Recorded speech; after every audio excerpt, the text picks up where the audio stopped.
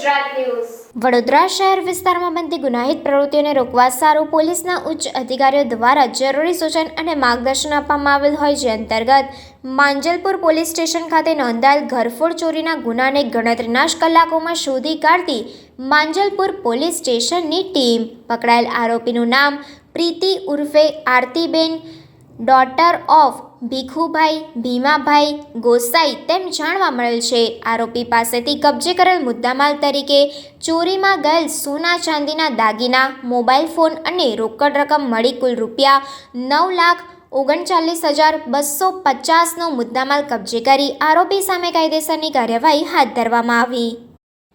Report Nazir Shaikh સાથે cameraman Arif Saiyad, secular Gujarat news, Vadodara. સમાચારોની અવનવી અપડેટ્સ માટે જોતા રહો સેક્યુલર ગુજરાત ન્યૂઝ.